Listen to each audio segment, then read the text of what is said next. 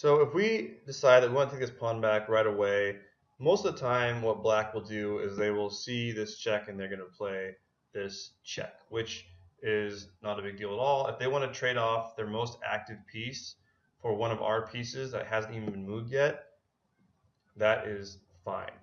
This is their most active piece. And so if they want to trade off their bishop like this, in this case, we have only given up one pawn rather than two, as when we castle immediately, and we have very harmonious development, and we still have a lead in development and a lot of similar threats as we had before. Our position is going to be slightly less aggressive, but we're going to still have an advantage, and we're only going to have had to give up one pawn in order to maintain this. So let's just look and see what could happen in this case. So black still wants to get out of danger and try to castle. So maybe he's going to put his pawn out, do something like this. We could simply push our pawn up, and there's not really any good places for him to go. He can threaten our queen here, in which case we simply put our queen in the center of the board and attack his knight. He can't defend it by doing this because we can take an en passant. He's going to be pinned, and that's bad. Okay. Same thing if he goes this way. He can't really defend it.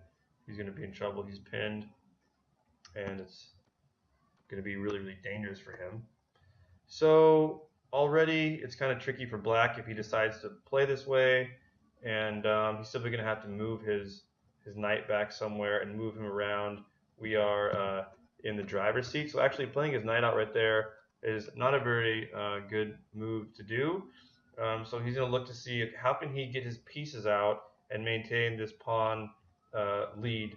And as we saw in the previous examples, it's not quite so easy because we are going to be able to mobilize our pieces so quickly. Some simple thing to do that might be a good option is to play d6 so that he can both get his bishop out if he needs to, as well as defend our pawn push on e5. Basically what this shows is the best moves for black in general are going to be defensive moves. He's going to be on the defensive no matter what. And if he makes any slight error, we're just going to pounce on him immediately. If he does well with making these defensive moves, maybe he'll be okay and he'll be able to win the game, but it's not going to be very easy for him to do that. There's a couple things we can do here. We can take our knight out immediately, and notice we have our knights in the center, we have our pawns in the center, we've got a bishop that is active, we've got a queen that is active, we have very harmonious development and a strong center. We have a lot of open diagonals and things like that. So we've got a huge lead in development, and all we had to give up for it was one pawn. Okay, so he can do something like this. We probably want to move our knight in this case somewhere, or simply defend it with the queen. It's going to be in black's interest here to trade pieces if he can, because he's up a pawn.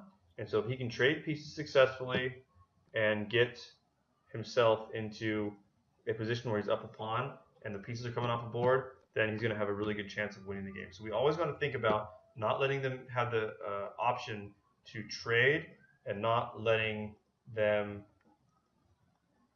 gain back any sort of counterplay or initiative. So when you look at a move like knight to c3, and we see they've got this bishop to g4 move, it's kind of making us have to play more passive. We don't want to let them gain any tempo, meaning gain time, move pieces out with tempo. We want to be dictating the play here. So one thing we might want to do instead of playing that move is it might be worth it for us to take a move to play h3, so we can't get his bishop out, or look at playing castle, and now if he does it,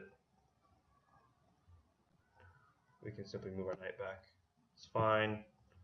He's going to try to get his pieces out, and we can look to see what happens if we try to break the position up, and no, it's not going to work in this case so easily. I think in this case, if he plays d6 like this, we probably want to play, well, we can play h3 and stop the bishop from coming out, or we can continue to be aggressive. For example, we go queen to f4, we're threatening checkmate, so he has to either block it or defend it. And now he also can't bring his bishop out to g4. And so basically when we play this opening, so we're going to go ahead and castle here. Same thing, look to get our rook over here across from his queen. We want to keep our foot on the accelerator. We want to continue to play very, very aggressively. And he's going to have some counterplay in some of these scenarios. So you have to do a lot of calculating and see how you're going to come out best. But just remember, you're giving up a pawn in order to have this initiative. But see, as we can tell in this variation, it looks like black has a better chance of kind of catching up with us and nullifying our attack. It seems like they can kind of hold everything together even though we have an initiative, which is why I like to play the most aggressive way possible. It's why I prefer to simply castle here, as we saw in the last lesson, and give that extra pawn away, because then we just have such a rapid development of our pieces, and black really doesn't have any options here. So my advice to you is, if you're going to play the Evans Gambit, is to go ahead and play in the most aggressive way. Give up the full 2 pawns and force black into these really awkward positions as we saw before, and it's just going to be way better for you. Okay, so that's my advice to you. And with that, we're going to look to see other ways that we can respond in this opening.